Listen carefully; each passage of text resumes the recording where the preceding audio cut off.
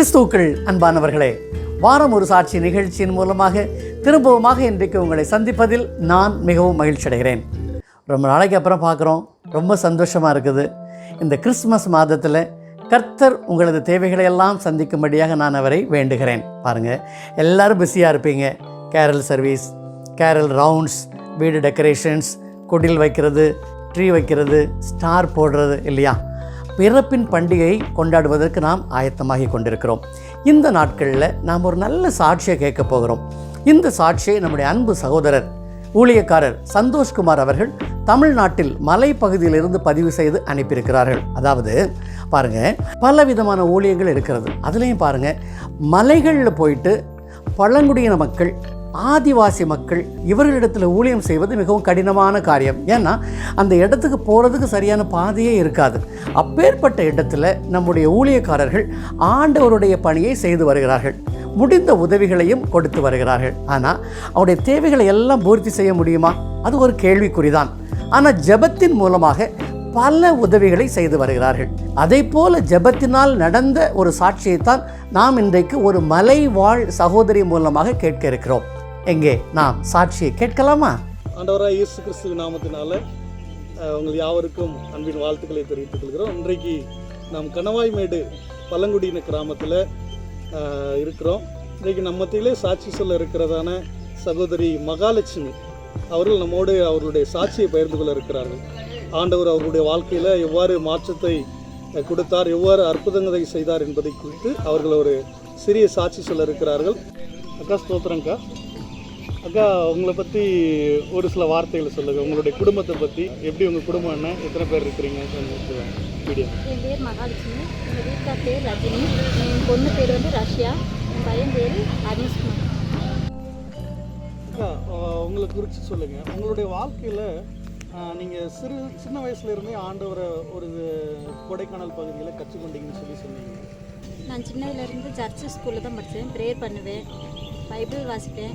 அதே மாதிரி இங்கே வந்ததுக்கப்புறம் சந்தோஷம் வந்ததுக்கப்புறமும் ப்ரேயர் பண்ணியிருக்காங்க. வார வாரம் வருவாங்க. பிரச்சனைகள்னு சொல்லி நம்ம ஜெபம் பண்ணோம்.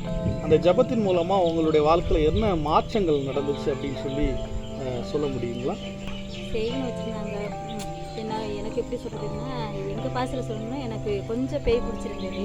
பேய் பிடிச்சி ரொம்ப எங்கள் வீட்லேயும் கஷ்டங்களை கொடுத்துக்கிட்டு நான் நிம்மதியாக அவங்களும் தூங்க விடாமல் அடிக்கடி தொந்தரவு, குழந்தைய கூட என் பக்கத்தில் தூங்க முடியாத அளவுக்கு இருந்துச்சு. ரெண்டாவது சந்தோஷம் எனக்கு ஒரு ஃபோன் போட்டு எங்கள் வீட்டுக்கார சொல்லி, இந்த மாதிரி எங்கள் பாப்பா இப்படி இருக்குது, பிரச்சனை இல்லை, நீங்கள் ஜெபம் பண்ணுங்க அப்படின்னு சொல்லிட்டு இவர் ஃபோன் போட்டு சொன்னாங்க. அப்புறம் வார வாரம் வந்து எனக்கு ஜெபம் பண்ணாங்க. இப்போ வந்து நீங்கள் வந்து இந்த வீட்டுக்குள்ளே வந்து ஜெபம் பண்ணிட்டு போனதுக்கப்புறம் இப்போ எனக்கு ஒரு அளவுக்கு நல்லா இருக்குது. எந்த பிரச்சனையும் இல்லாமல் இருக்கும். சந்தோஷம். பாருங்கள், அவங்களோட பல விதமான போராட்டங்கள், பிசாசின் தொந்தரவுகள் இருந்துச்சு.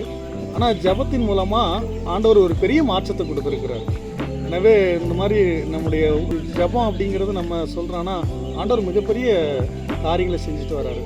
அந்த கிராமத்தில் எப்படி நம்ம ஊழியத்தின் மூலமாக இந்த உதவிகள் கிடைக்கப்படுறதுனால உங்களுடைய வாழ்வாதாரங்கள் எப்படி மாற்றப்படுது?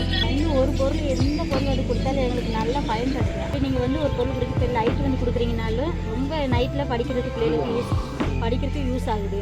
அதே மாதிரி 1 மணி நேரம் 2 மணி நேரம் ஒரு டியூஷன் எடுக்கணும்னாலும் பிரச்சனை இல்லாமல் இருக்குது. அந்த லைட் இல்லாதபோது செல் லைட்டு இல்லை கேண்டீல் வாங்கி போகிறதுக்கு அடுத்தவங்க போய் நம்ம செல் வாங்க முடியாதுல்ல. அதனால் கேண்டீல் வாங்கி வந்து நாங்கள் அதை போட்டுட்டு எவ்வளோ நேரம் படிக்க வைக்க முடியும்? குழந்தைகளை ரொம்ப நேரம் படிக்க வைக்க முடியும்.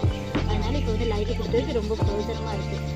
அது வந்து சந்தோஷம் மூலத்தில் வந்து நிறைய உதவி வந்து செய்கிறாங்கன்னா, இதோட எங்களுக்கு சந்தோஷம் அதிகமாக இருக்குது. எங்களுக்கு நிறைய செலவு செஞ்சுட்டாங்க. நோட்டு புக்கு எல்லா உதவியும், படிப்பு சம்மந்தப்பட்டது எல்லா உதவியும் செய்கிறாங்க. அதே மாதிரி எங்களுக்கு ஒரு செட்டு போட்டு கொடுத்தா நல்லது. இங்கே பாருங்கள், இவ்வளோத்துங்க வீடு தான் இருக்குது, ஆனால் தார்பாய் போட்டாலும் பாம்பு பூச்சி உள்ளே வந்துடுது வீட்டுக்குள்ளே. கிறிஸ்மஸ் டைத்தில் வந்து தார்பாய் கொடுத்தாங்க.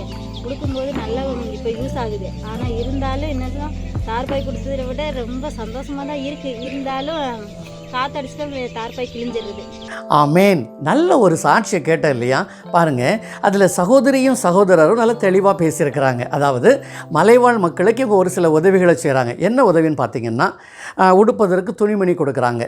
அதுக்கப்புறம் ராத்திரி பிள்ளைங்க படிக்கிறதுக்கு அந்த லைட் வசதி, ஒருவேளை அந்த பேட்ரி மூலமாக வெளிச்சம் கொடுக்குற லைட்டாக இருக்கும்னு நினைக்கிறேன். ஸோ அந்த மாதிரி லைட்டு கொடுக்குறாங்க. அதுக்கப்புறம் பாருங்கள், அந்த குடிசைகளில் வந்து அதிகமாக மழை தண்ணி உள்ளே போகாமல் இருப்பதற்காக தார்பாலின் கொடுக்குறாங்க. அப்போ இதெல்லாம் கொடுக்கறத விட அதிகமாக அந்த சாட்சியில் காணப்படுகிற விஷயம் என்னென்னா, பிசாசின் பிடியில் இருந்து அந்த சகோதரிக்காக நம்முடைய சகோதரர் ஜெபிக்கிறாங்க. ஜெபத்தின் மூலமாக அவர்கள் விடுதலையை பெற்றுக்கொண்டார்கள். பாருங்கள், அப்போ இந்த கிறிஸ்மஸ் பண்டிகை என்பது வந்து ஆண்டவருடைய பிறப்பை கொண்டாடுகின்ற ஒரு பண்டிகை. அப்போது இந்த காலத்தில் கஷ்டப்படுற மக்கள், தேவையுள்ள மக்களுக்கு நம்ம உதவி செய்வதற்கு கடமைப்பட்டிருக்கிறோம். மத்தேயு 25ஆம் அதிகாரம் 31வது வசனத்திலிருந்து 46வது வசனம் வரை தேவை உள்ளவர்களுக்கும் எளியவர்களுக்கும் உதவி செய்கின்ற பொழுது வலதுபுறமாக அவர்கள் நிறுத்தப்படுவார்கள் என்பதை நாம் அறிந்து கொள்கிறோம். இந்த கிறிஸ்மஸ் காலத்தில் கஷ்டப்பட்ட மக்களுக்கு நீங்கள் உதவி செய்யணும்னு நினச்சிங்கன்னா எங்களை அணுகுங்க. சகோதரர் சந்தோஷ்குமார் மூலமாக மலைவாழ் மக்களுக்கு அந்த உதவி போய் சேர்க்கப்படும். எங்கே ஒரு வசனத்தை எடுத்து வாசிக்கலாமா? Whoever is kind to the poor lends to the Lord, and he will reward them for what they have done. Proverbs chapter 19 verse 17. ஏழைக்கு இறங்குகிறவன் கர்த்தருக்கு கடன் கொடுக்கிறான், அவன் கொடுத்ததை அவர் திரும்ப கொடுப்பார். நீதிமொழிகள் 19ஆம் அதிகாரம் வசனம் 17. வசனம் சொல்றத பார்த்தீங்களா? ஏழைக்கு இறங்குகிறவன் கர்த்தருக்கு கடன் கொடுக்கிறான், அவன் கொடுத்ததை அவர் திரும்ப கொடுப்பார். நீங்கள் ஏழைகளுக்கு என்ன செய்கிறீங்களோ அதனுடைய பிரதிபலன் ஆண்டவர் மூலமாக உங்களுக்கு கிடைக்கும். இவங்க வந்து வெறும் ஊழியம் மட்டும் செய்யலைங்க, மெடிக்கல் கேம்ப் கூட நடத்துகிறாங்க. அந்த மலைவாழ் மக்களுக்கு என்னென்ன தேவைகளோ அதை பல விதமாக சந்திக்கிறாங்க. நீங்கள் இதில் பங்கு கொள்ளணும்னு நினச்சா எங்களை அணுகும்படியாக உங்களை அன்போடு நாங்கள் கேட்டுக்கொள்கிறோம். திரும்பவுமாக இன்னொரு சாட்சியில் உங்களை சந்திக்கும் வரை கர்த்தர் தாமே உங்களை ஆசீர்வதித்து பாதுகாத்து வழிநடத்துவாராக. ஆமேன்.